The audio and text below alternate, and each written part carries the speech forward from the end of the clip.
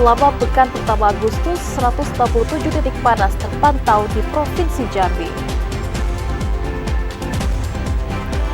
Pemerintah Provinsi Jambi waspadai bencana Karhutla 2015 dan 2019 terulang kembali. Pemerintah Kabupaten Sarolangun petakan wilayah rawan krisis air bersih.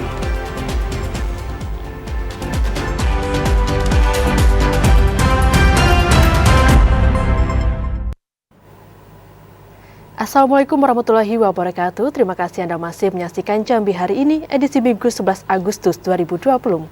Selain 3 topik utama tadi, saudara, redaksi kami juga telah menyiapkan sejumlah informasi penting dan menarik lainnya untuk Anda.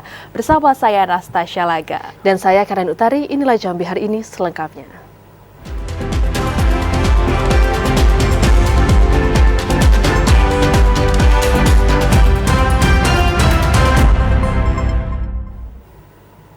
Mengawali Jambi hari ini, saudara, jumlah titik panas atau hotspot di Provinsi Jambi terus meningkat. Dalam pekan pertama Agustus ini sudah 167 hotspot yang terpantau. Badan Meteorologi, Klimatologi, dan Geofisika BMKG Provinsi Jambi mencatat titik panas atau hotspot terus mengalami peningkatan. Pada awal Agustus 2024 ini sudah 167 hotspot yang terpantau. Terbanyak ada di wilayah Kabupaten Tanjung Jabung Barat sebanyak 54 titik dan Kabupaten Sarolangun sebanyak 38 titik. Hotspot yang terpantau tersebut memiliki tingkat kepercayaan sedang hingga tinggi, yakni 80 hingga 100%. Koordinator Data dan Informasi BMKG Provinsi Jambi, Nabila mengatakan, berdasarkan data keseluruhan dari Januari hingga Agustus ini, sebanyak 943 hotspot terpantau.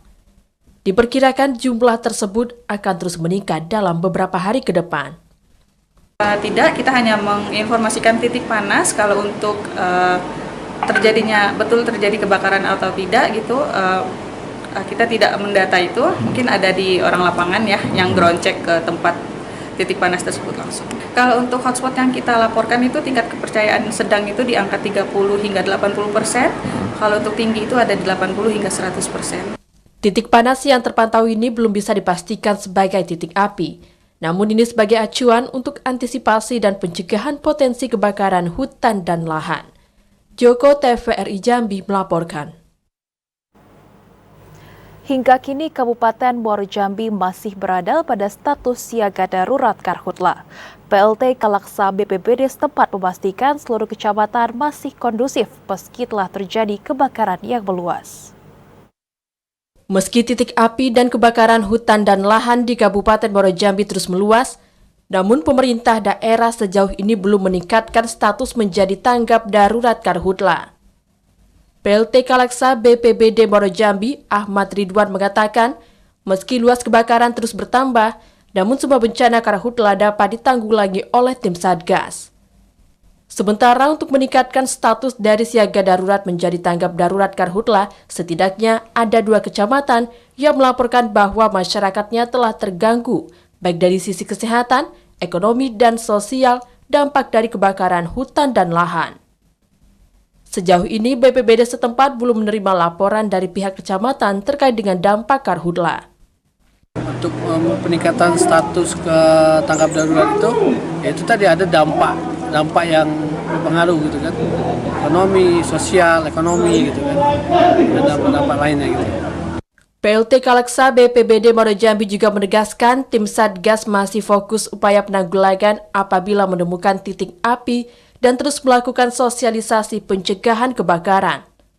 Luas kebakaran di Muaro Jambi hingga kini sudah mencapai 85 hektar di 24 titik kebakaran. Azam Afnan, TVRI Jambi melaporkan. Kondisi cuaca dan udara panas yang terjadi tahun ini dinilai sangat berbeda dari tahun-tahun sebelumnya. Pemerintah Provinsi Jambi mewaspadai bencana Karhutla tahun ini seperti tahun 2015 dan 2019 terulang kembali. Pemerintah Provinsi Jambi terus mematangkan strategi penanganan dan pengendalian kebakaran hutan dan lahan untuk mengantisipasi meluasnya Karhutla pada tahun 2024. Kondisi cuaca dan udara panas yang terjadi pada musim kemarau tahun ini dinilai sangat berbeda dari tahun 2023. Sekda Provinsi Jambi Sudirman mengatakan, antisipasi dini pencegahan kebakaran diupayakan untuk mewaspadai kembali terjadinya bencana karhutla seperti pada tahun 2015 dan 2019. Kondisi cuaca yang panas akibat pengaruh dari perubahan iklim dunia harus diwaspadai secara serius oleh seluruh pihak termasuk masyarakat. Pengendalian kebakaran harus dijalankan agar karhutla tidak kembali menjadi bencana besar yang menimbulkan dampak buruk bagi daerah. Sudirman menjelaskan setelah menetapkan status siaga darurat karhutla sejak 19 Juli 2024, pemerintah provinsi sudah mendorong pembentukan dan penempatan personel di posko-posko terpadu Satgas Karhutla di wilayah rawan kebakaran. Jambi tidak terulang di posisi 2015, 2019 karena kebakaran yang hebat itu di tahun 2015, 2019 itu kan mengganggu betul sektor ekonomi, gitu. Kemudian mengganggu betul dari sisi kesehatan. Banyak anak-anak kita, warga masyarakat kita yang terganggu pernapasannya karena terkena ispa gitu ya. Ini masih terus kita upayakan agar 2015 tidak terjadi lagi di posisi tahun 2024. Berdasarkan data BPBD Provinsi Jambi, hingga awal Agustus ini sudah 188 hektar lebih hutan dan lahan yang terbakar di wilayah Provinsi Jambi. Karhutla tersebut terjadi di sejumlah daerah, baik di lahan mineral maupun gambut. Randy Arta, TVRI Jambi melaporkan. Pejabat Bupati Merangin Mukti memimpin apel siaga darurat kebakaran hutan dan lahan tahun 2024. Dan dalam apel tersebut, Mukti memeriksa peralatan penanganan bencana. Pemerintah Kabupaten Merangin bersama instansi terkait melaksanakan apel siaga darurat kebakaran hutan dan lahan tahun 2024 di halaman kantor Diskominfo Merangin. Penjabat Bupati Mukti mengatakan Merangin kini berstatus siaga darurat bencana karhutla. Status ini telah ditetapkan sejak 9 Agustus 2024 sampai dengan 31 Oktober 2024 melalui keputusan Bupati Merangin nomor 347 tahun 2024. Seluruh pemangku kepentingan di Merangin diminta menyatukan tekad serta menyamakan langkah untuk saling bahu-membahu dalam upaya penanggulangan bencana karhutla. Langkah-langkah yang perlu diambil dalam siaga darurat karhutla antara lain melakukan pemantauan dan mengambil tindakan yang diperlukan, seperti pada daerah rawan karhutla, melakukan pemetaan daerah-daerah rawan karhutla, dan melakukan sosialisasi tentang bahaya karhutla, serta operasi penegakan hukum. Mengaktifkan Posko Krisis Center, membuka posko lapangan, menyiagakan tim reaksi cepat dan mengambil langkah yang cepat dan tepat apabila diperlukan. Sedangkan para camat dan kepala desa diminta proaktif dalam upaya penanganan karhutla dengan melakukan imbauan kepada masyarakat untuk tidak melakukan aktivitas yang dapat memicu terjadinya karhutla. Kabupaten Merangin insya Allah siap dalam rangka pencegahan karhutla. Kemudian harapan kita kepada seluruhnya, ya, kepada masyarakat, tadi ada camat, ya, kemudian kepala desa, saya tekankan untuk betul-betul menjaga di wilayah masing-masing. Kalau ada hotspot, cepat melapor ke posko karhutla di kabupaten. Jadi tadi TNI ada babinsanya yang terdepan, kemudian juga dari pihak kepolisian ada Polsek, ya, dan jajarannya, insya Allah sudah siap. Dari petugas semua sudah siap, dari personel material sudah siap, termasuk juga aplikasi dari Sipomi, kemudian dari BPD. Tiap hari kita update, ketika ada hotspot langsung cek dan melakukan tindakan otomatis. Kendalanya kadang jarak dari jalan raya ataupun jalan mobil jauh sehingga butuh waktu untuk menuju ke sana. Untuk sampai saat ini belum ada hotspot yang di perusahaan karena secara SOP mereka sudah sangat lengkap. Untuk sampai saat ini ada beberapa titik hotspot yang kita datangi, namun masih tahap penyelidikan karena rata-rata mereka bakar, mereka tidak ada di tempat.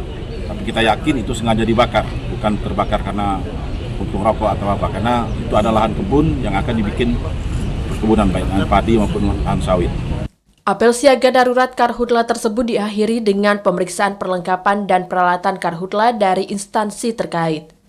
Berbagai sarana dan peralatan penanggulangan Karhutla dipamerkan di lokasi apel. Kegiatan ini diikuti oleh TNI Polri, Batalion B Pelopor Satuan Brimob, Satpol PP, Pemadam Kebakaran dan Penyelamatan, Manggala Agni, Tagana, Badan Penanggulangan Bencana Daerah, dan instansi lainnya. Ramadan Cerbita Kasa, TVRI Jambi melaporkan. Pemerintah Kabupaten Bungo petakan kecamatan yang berpotensi rawan kebakaran hutan dan lahan. Informasi selengkapnya akan disampaikan kontributor TVRI Jambi Muhriandi langsung dari Kabupaten Bungo. Selamat sore Muhriandi, hingga saat ini apakah sudah ada kasus kebakaran hutan lahan di Bungo, Muhriandi? Baik, selamat sore. Baik, dapat kami sampaikan perkembangan kebakaran hutan dan lahan atau Karhutla di Kabupaten Bungo, di mana sampai memasuki bulan kedua kebakaran hutan dan lahan di Kabupaten Bungo. Untuk saat ini di bulan Agustus di Bungo terjadi penurunan jumlah kasus Karhutla bila dibandingkan dengan tahun 2003 sebelumnya, di mana pada bulan Agustus Karhutla sudah mencapai belasan bahkan ratusan hektar yang terjadi kebakaran di Bungo. Namun pada tahun ini 2024 percepatan di bulan Agustus, di mana di Kabupaten Bungo cuma terjadi kebakaran hutan berdasarkan data dari Badan Penanggulangan Bencana Daerah atau BPBD Kabupaten Bungo, sebanyak 2 hektar, kurang lebih 2 hektar terjadi kebakaran hutan di Kabupaten Bungo.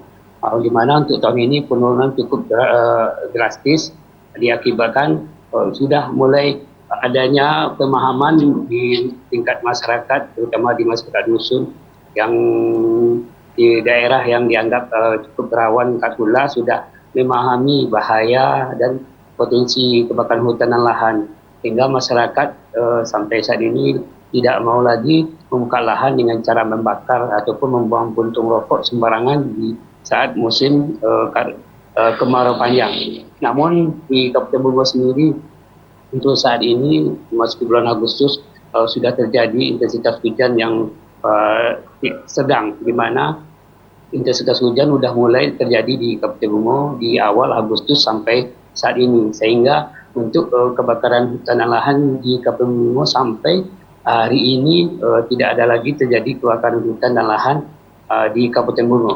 Demikian. Baik Muhriandi, dari hasil pemetaan berapa kecamatan yang rawan kebakaran oleh BPBD Kabupaten Bungo, serta apa langkah antisipasi terhadap Karhutla, Muhriandi?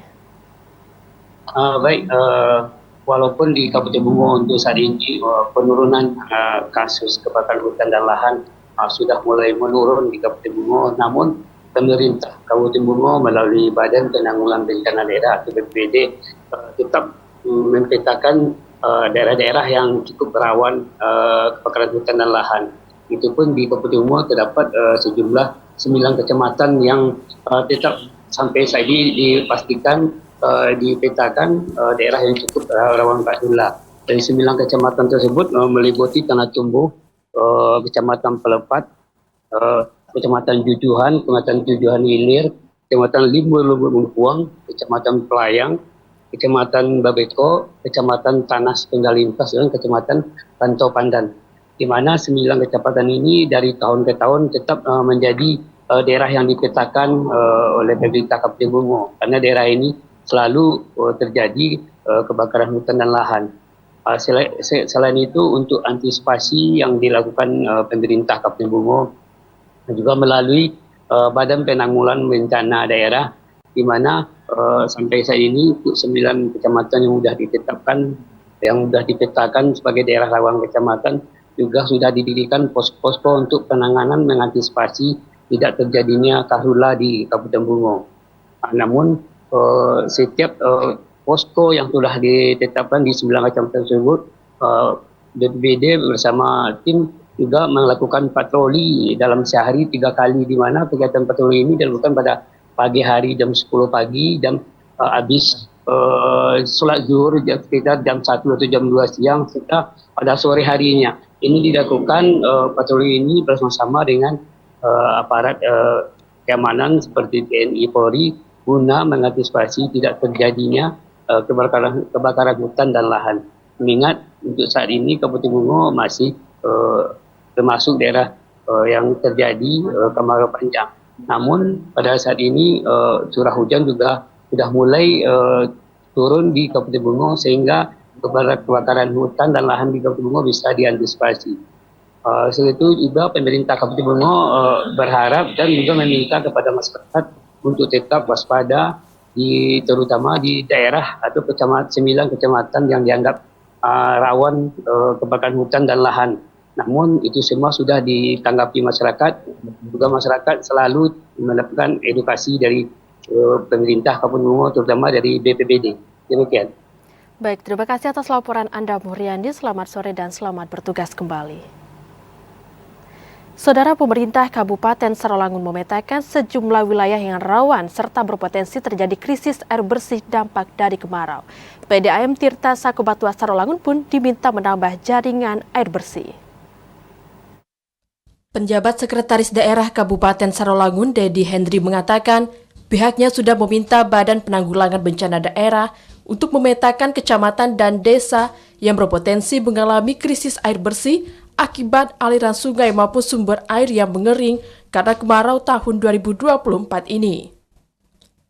Pemetaan dan mitigasi ini menjadi hal yang sangat penting mengingat ada beberapa wilayah di Kabupaten Sarolangun jika musim kemarau sungai berada di sejumlah desa mengalami kekeringan sehingga tidak memiliki cadangan air bersih, seperti 6 desa di wilayah Sepintun, Kecamatan Pauh dan sekitarnya. Dedi Hendri menjelaskan wilayah Sepintun ini menjadi salah satu wilayah yang rawan air bersih karena setiap kemarau akan mengering dan pihaknya sudah meminta PDAM untuk bersiaga. Nah, harapan kita memang nanti PDAM bisa mengembangkan jaringan menuju ke daerah-daerah yang memang sulit air, terutama sekali di Sepintun, Pauh bagian dalam.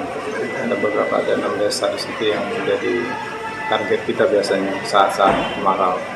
Dan yang lain saya kira alhamdulillah masih bisa tertangani lah ya. Yang sering laporan itu Sepintun, bahkan mungkin ada di Panjangin sebagai di Tamsiambang.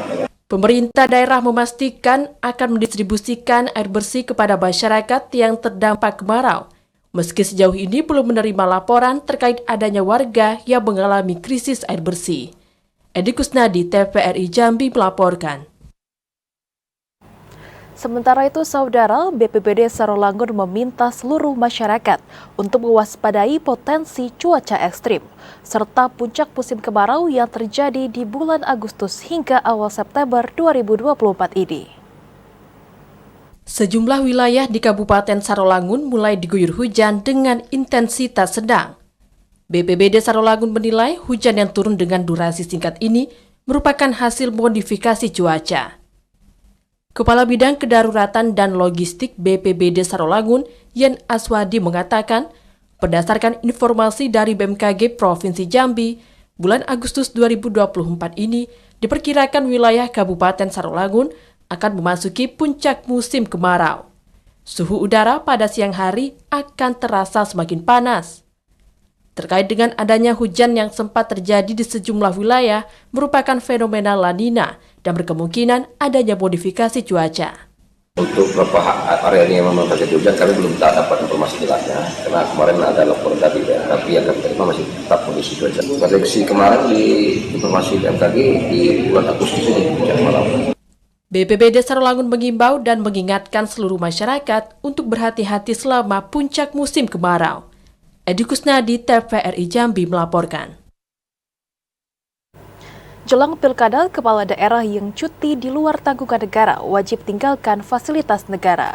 Informasi selengkapnya akan kami hadirkan, tetaplah bersama Jambi hari ini.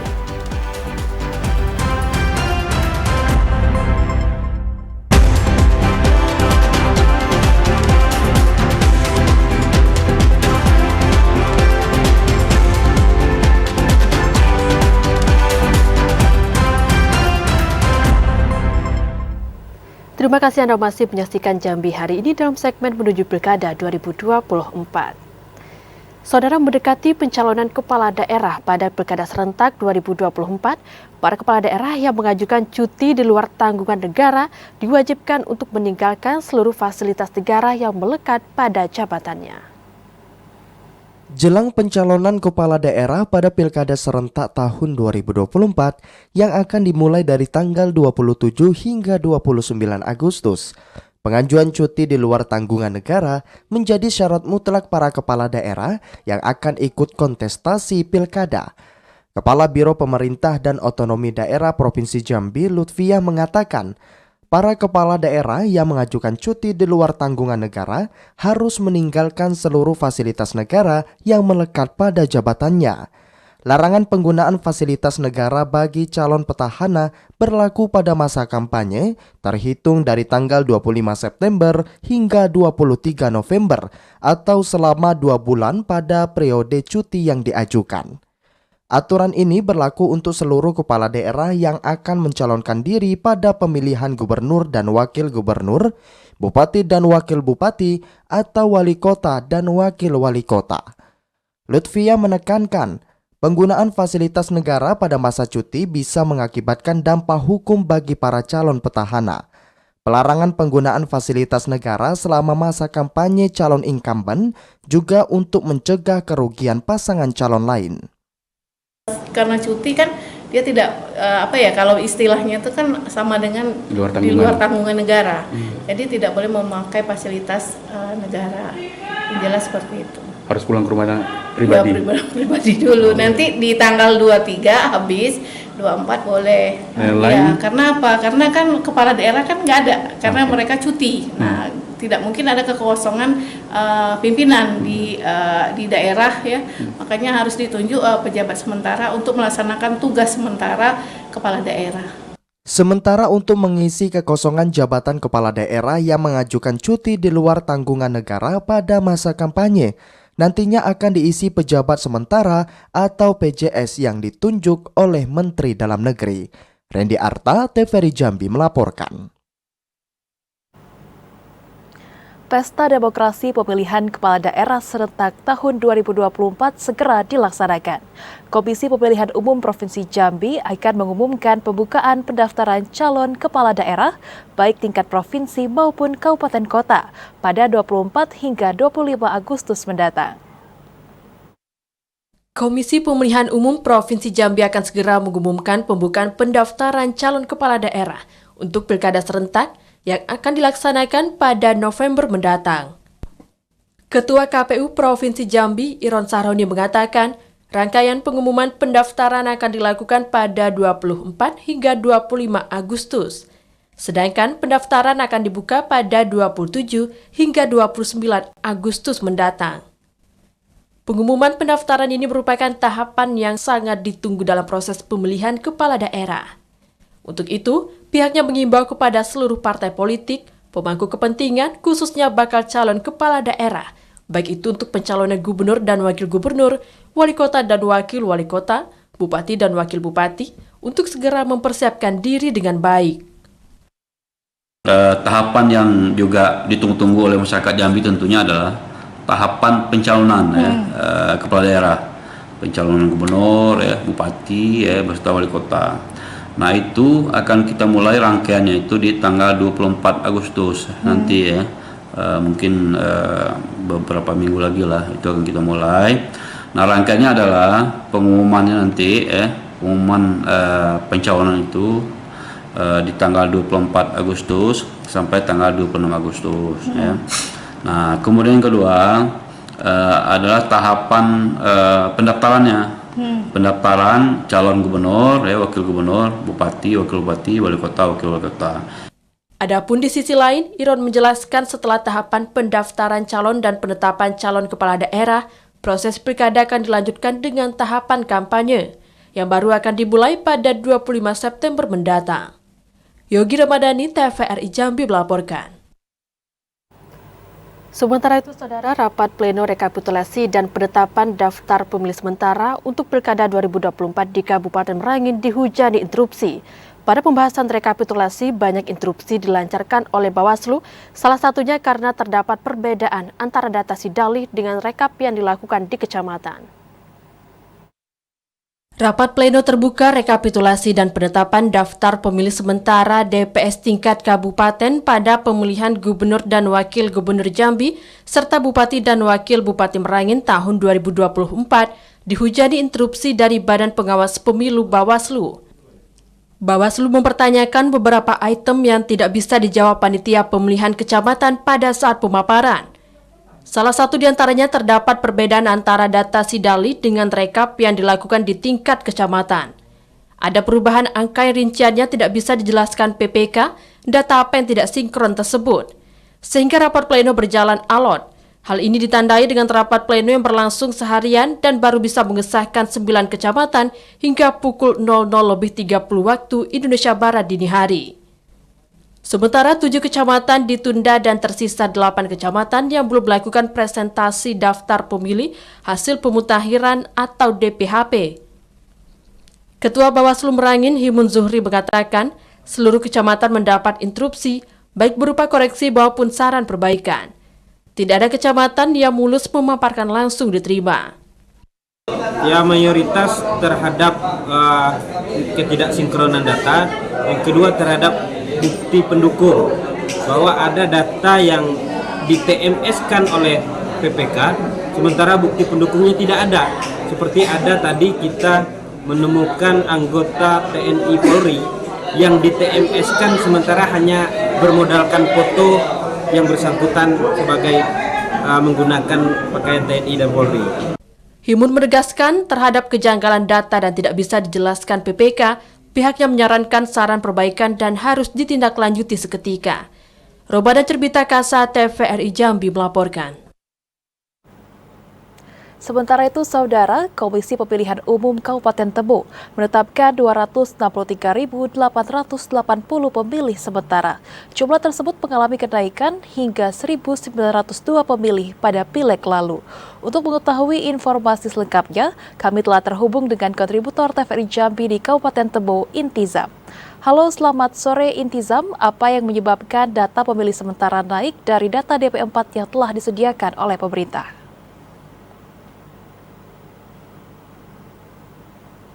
Ya, selamat sore Natasha. Ya baik, pemirsa TVRI Jambi, pada Sabtu kemarin Komisi Pemilihan Umum Kabupaten Tebo menggelar rapat terbuka pemutakhiran data pemilih sementara. Dalam pleno tersebut, Komisi Pemilihan Umum Kabupaten Tebo menyampaikan untuk data pemilih sementara di Kabupaten Tebo mencapai 263.880 pemilih.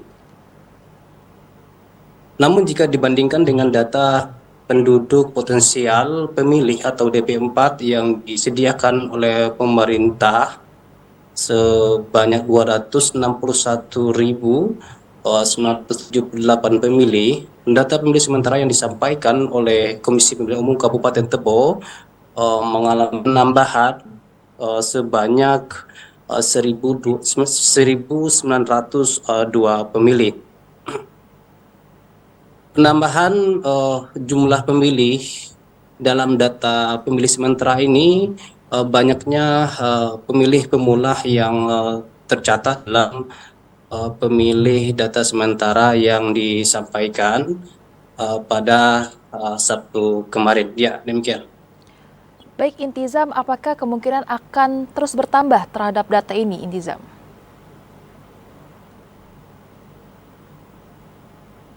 Iya, saat ini data pemilih sementara ini memang belum final karena ada beberapa tahapan lagi yang bisa mengakomodir masyarakat yang belum terdaftar dalam pemilih sementara yang disampaikan. Artinya besar kemungkinan data pemilih yang disampaikan oleh Komisi Pemilihan Umum Kabupaten Tebo pada Sabtu kemarin bisa bertambah. Sementara untuk daftar pemilih sementara ini akan diumumkan dan ditempel-tempelkan di tempat umum pada 18 Agustus hingga 20 28 Agustus mendatang. Artinya masyarakat Kabupaten Tebo bisa lihat apakah namanya masuk dalam daftar pemilih sementara.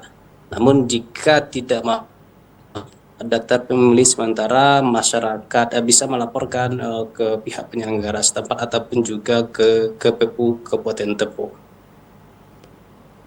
Ya, kembali ke studio.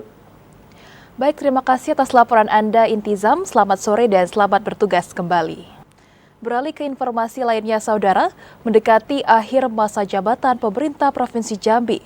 Dalam waktu dekat akan kembali mengusulkan 3 nama calon pejabat Bupati Merangin pada pemerintah pusat untuk pengisian kekosongan jabatan kepala daerah hingga dilantiknya Bupati terpilih hasil pilkada. Jelang akhir masa jabatan penjabat Bupati Merangin pada 22 September 2024, yakni setelah resmi dilantik pada 22 September 2023 lalu. Pemerintah Provinsi Jambi dalam waktu dekat akan segera mengusulkan 3 nama calon penjabat Bupati Merangin kepada pemerintah pusat untuk pengisian kekosongan jabatan kepala daerah tersebut. Kepala Biro Pemerintahan dan Otonomi Daerah Provinsi Jambi Lutfiah mengatakan, pengusulan nama-nama calon penjabat itu akan dilakukan paling lambat pada 12 Agustus ini. 3 nama yang nantinya diusulkan seluruhnya merupakan pejabat eselon 2 di lingkup pemerintah Provinsi Jambi.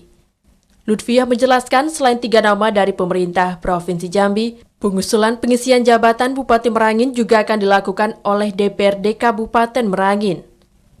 Berdasarkan hasil keputusan bersama, Dewan akan mengusulkan 3 nama untuk menjadi pertimbangan Kementerian Dalam Negeri selain nama-nama dari pemerintah provinsi. Mungkin yang ini kan Merangin ya, tapi Merangin karena sudah menghabiskan ininya, tinggal itu aja tapi kita tetap harus mengusulkan walaupun sudah habis, ya mau siapa diusulkan itu tetap kita usulkan kembali dengan meminta ya sama persyaratannya ada hak dari Dewan dan ada juga dari Gubernur. Pengusulan nama-nama calon penjabat Bupati Merangin dilakukan untuk memastikan penyelenggaraan pemerintah daerah bisa tetap berjalan optimal hingga dilantiknya Bupati terpilih hasil Pilkada serentak tahun 2024. Randy Arta, TVRI Jambi melaporkan. Pemerintah Kota Jambi berencana membuka rekrutmen CPNS dan P3K pada minggu ketiga bulan Agustus 2024. Keputusan itu berdasarkan hasil rakor pemerintah Kota Jambi dengan Menpan RB beberapa waktu lalu.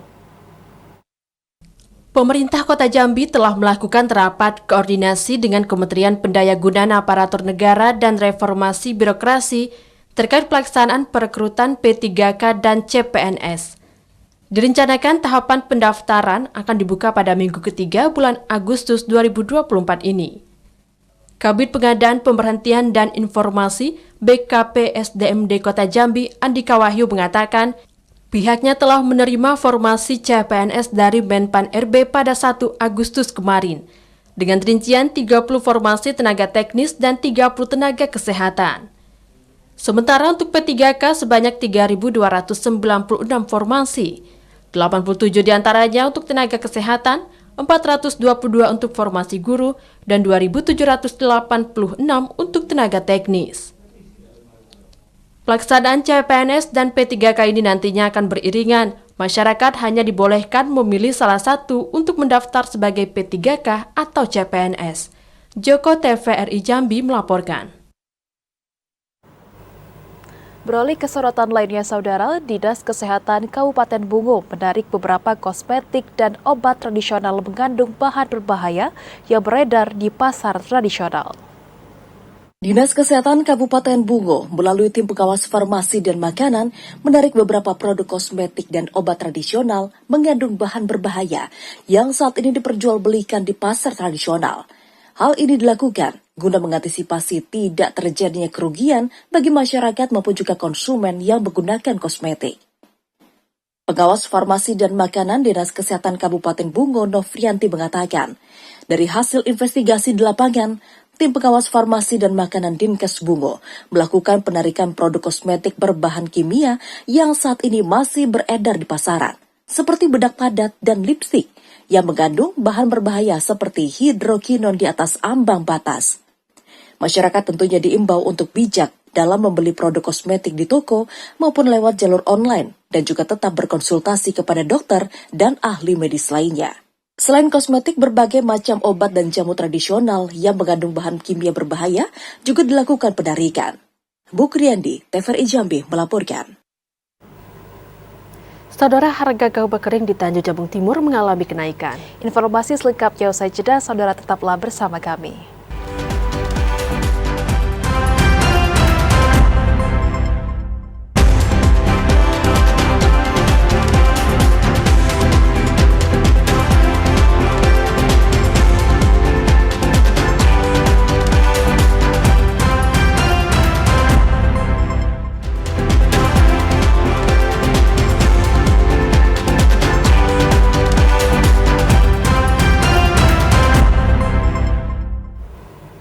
Terima kasih Anda masih menyaksikan Jambi hari ini.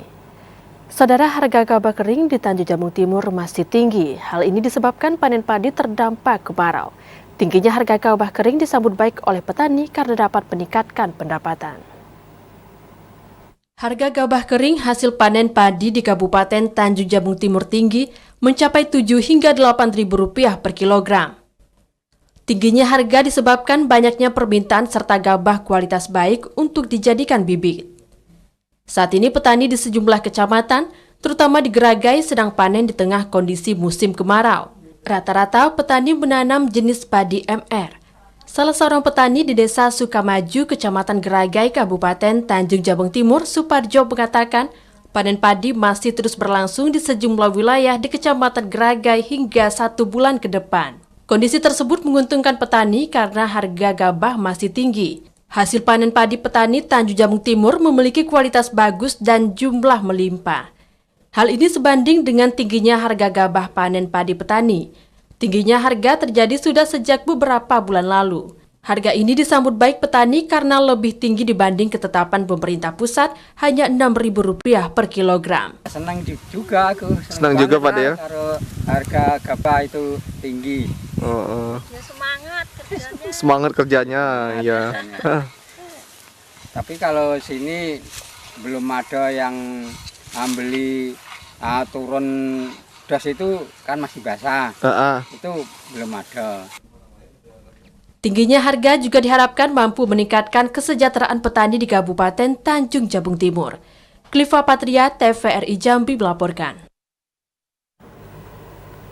Saudara, Lembaga Pemasyarakatan Kelas 2B Muara Bulian, Kabupaten Batanghari kembali mengusulkan sebanyak 209 warga binaan untuk mendapatkan remisi kemerdekaan pada tahun ini.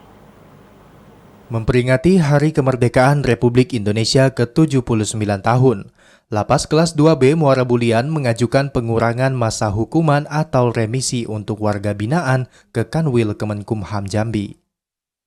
Kepala Lembaga Pemasyarakatan Kelas 2B Muara Bulian, Dede Mulyadi, mengatakan, total sebanyak 209 orang warga binaan diusulkan untuk mendapatkan remisi tersebut. Saat ini dokumen usulan telah disampaikan kepada pihak Kemenkumham. Dari total usulan itu, terdapat 4 orang warga binaan yang nantinya akan mendapatkan remisi umum 2 atau bebas.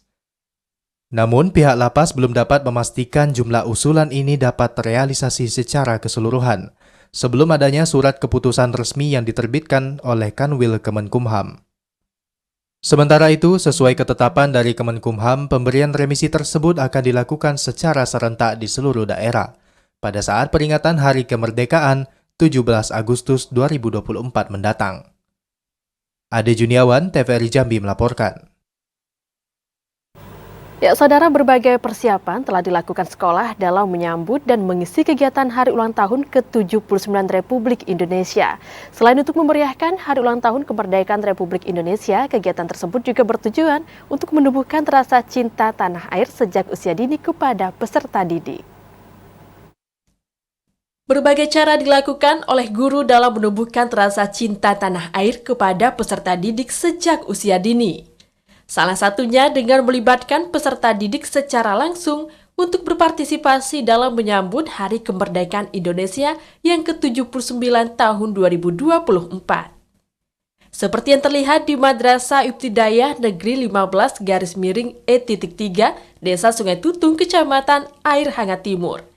Sejak sepekan yang lalu, majelis guru telah memulai latihan drum band. Hal itu dilakukan agar mereka dapat tampil sempurna di acara peringatan Hari Ulang Tahun ke-79 Kemerdekaan Republik Indonesia tingkat Kabupaten Kerinci. Para siswa sangat antusias mengikuti arahan dari pelatih. Selain untuk memeriahkan Hari Ulang Tahun Kemerdekaan Republik Indonesia, kegiatan drum band ini juga bertujuan untuk menumbuhkan rasa cinta tanah air kepada peserta didik sejak usia dini. Apa kegiatannya hari ini? Latihan drum band. Drum band. Kegiatan untuk kegiatan apa? Perayaan kemerdekaan Indonesia ke-79. Latihannya gimana, asik nggak? Asik. Hari ini anak-anak latihan untuk persiapan menyambut 17 Agustus. Oh, sudah berapa hari jalan latihannya, Bu? Lebih kurang 1 minggu. Biasanya berapa hari latihan, Bu? Sampai anak-anak paham dan bisa. Dengan keterlibatan peserta didik secara langsung dalam mengisi acara Hari Kemerdekaan Indonesia, diharapkan mampu mendidik mereka untuk menghargai jasa para pahlawan yang telah berjuang untuk kemerdekaan Indonesia. Ilwan, TVRI Jambi melaporkan. PJ Bupati Sarolangun hadiri rapat pleno terbuka rekapitulasi dan penetapan DPS. Informasi selengkapnya akan kami hadirkan usai jeda, tetaplah bersama Jambi hari ini.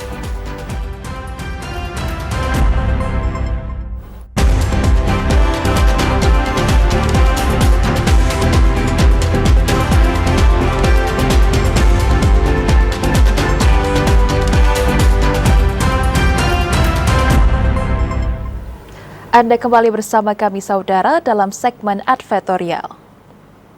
Pejabat Bupati Sarolangun Bahril Bakri bersama unsur Forkompinda menghadiri rapat pleno terbuka rekapitulasi penetapan daftar pemilih sementara tingkat Kabupaten Sarolangun untuk pemilihan Gubernur dan Wakil Gubernur Jambi serta Bupati dan Wakil Bupati Sarolangun 27 November 2024. Komisi Pemilihan Umum Daerah KPUD Sarolangun menggelar rapat pleno terbuka, rekapitulasi dan penetapan daftar pemilih sementara. Kegiatan ini dihadiri 11 panitia pemilihan kecamatan PPK dalam Kabupaten Sarolangun.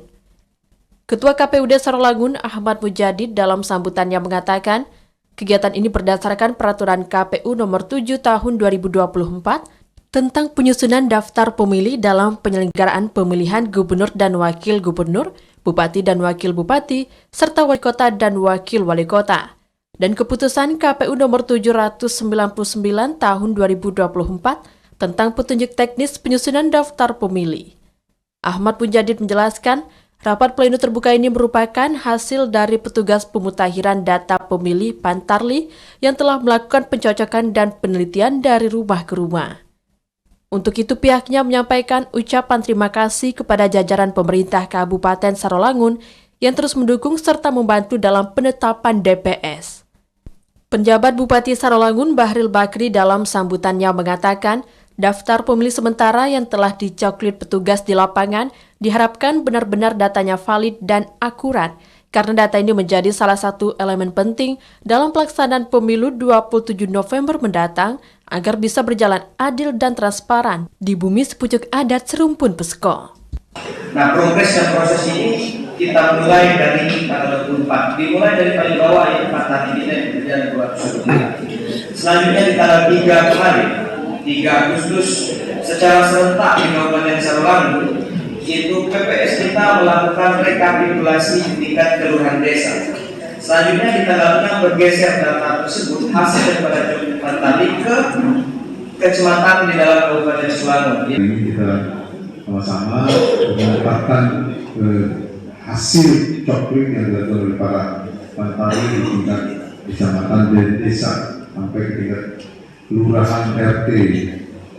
Ya, dan ini masih sementara juga namanya sambil kembali dilakukan pemutakhiran ataupun juga untuk memvalidasi kembali data yang setelah. Rapat pleno terbuka rekapitulasi penetapan daftar pemilih sementara tingkat Kabupaten Sarolangun dihadiri berbagai unsur terkait, seperti Forkompimda, asisten dan OPD jajaran Komisioner KPUD dan jajaran Bawaslu. Tingkat kehadiran ini menandakan komitmen bersama guna memastikan tahapan serta proses berjalan dengan aman dan lancar. Edi Gusnadi, TVRI Jambi melaporkan. Tidak hanya Car Free Day, pemerintah Kabupaten Bungo juga meluncurkan Car Free Night untuk membangkitkan aktivitas ekonomi masyarakat. Pemerintah Kabupaten Bungo secara resmi meluncurkan Car Free Night atau malam bebas kendaraan. Hal tersebut sebagai upaya menyemarakan aktivitas ekonomi masyarakat serta membangkitkan UMKM di sepanjang Jalan Sri Sudewi, Muara Bungo. Peluncuran dibuka langsung oleh Bupati Bungo dengan dihadiri unsur Forkompimda dan ratusan pelaku UMKM.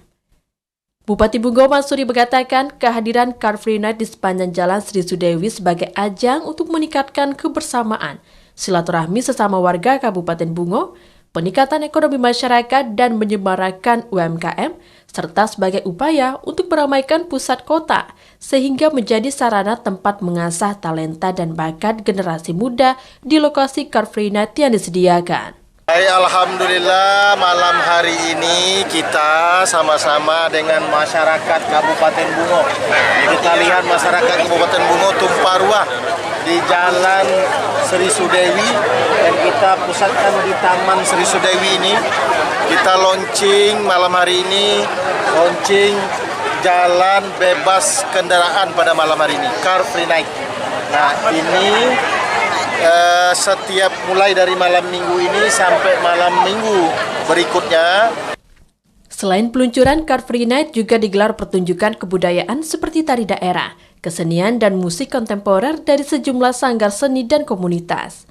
Ribuan warga pun antusias dan tumpah ruah memenuhi arena acara. Rencananya pemerintah kabupaten menetapkan setiap Sabtu malam minggu Car Free Night digelar di area sepanjang Jalan Sri Sudewi dengan menghadirkan bermacam kuliner khas Bungo serta jajanan khas Provinsi Jambi. Muhriandi, TVRI Jambi melaporkan. Pejabat Bupati Sarolangun Bahril Bakri bersama Ketua Tim PKK Kabupaten Sarolangun serta penjabat Sekretaris Daerah Dedi Hendri melakukan panen raya cabai rawit varietas geprek di kelompok tani Kembang Makmur Kelurahan Aur Gading, Kecamatan Sarolangun, seluas 0,5 hektar. Tanaman cabai rawit varietas geprek yang berada di lahan kelompok tani Kembang Makmur di Kelurahan Aur Gading, Kecamatan Sarolangun, berada di lahan seluas 1/4 hektar. Hasil panen cabai rawit ini disuplai ke pasar tradisional dalam wilayah Kabupaten Sarolangun. Panen cabai ini sudah 18 kali dilakukan yang mencapai 1 ton cabai rawit. Penjabat Bupati Sarolangun Bahril Bakri mengatakan pemerintah daerah memberikan apresiasi kepada kelompok tani atas keberhasilan dalam mengelola area lahan menjadi lahan yang produktif, sehingga bisa menghasilkan puluhan kilogram cabai di setiap kali panen raya. Saat ini harga cabai rawit di pasaran mencapai Rp70.000 per kilogram, sehingga dengan adanya panen raya bisa menurunkan harga cabai rawit varietas cabai geprek di pasaran. Pihaknya juga mendorong agar dinas terkait terus melakukan gerakan tanam cepat panen. Sementara untuk mengantisipasi petani gagal panen di musim kemarau ini, jajaran pemerintah Kabupaten Sarolangun telah menyuplai kelompok tani berupa bantuan pompanisasi. Saya senang bahagia bisa kita memproduksi cabai rawit ini dan ini supaya harga cabai tidak naik ya. Kemarin di Sarolangun cabai rawit salah satu komoditas yang penyumbang perkembangan harga yang lebih tinggi ya. Mudah-mudahan dengan sekarang sudah ada panen, kita harga cabai rawit mulai turun kembali. Ya. Selamat pada kelompok tani yang telah berhasil menanam ini dan memproduksi cabai rawit. Cabai merupakan salah satu komoditas pangan penyumbang perkembangan harga yang tinggi di Kabupaten Sarolangun. Peningkatan produksi dan produktivitas petani cabai menjadi hal utama yang terus diperhatikan. Edi Gusnadi, TVRI Jambi melaporkan. Saudara, informasi tadi menjadi penutup dalam Jambi hari ini. Terima kasih atas perhatian dan kebersamaan Anda. Dan akhirnya saya Anastasia Laga. Dan saya Karani Utari bersama kerabat kerja yang bertugas pamit undur diri. Wassalamualaikum warahmatullahi wabarakatuh dan sampai jumpa.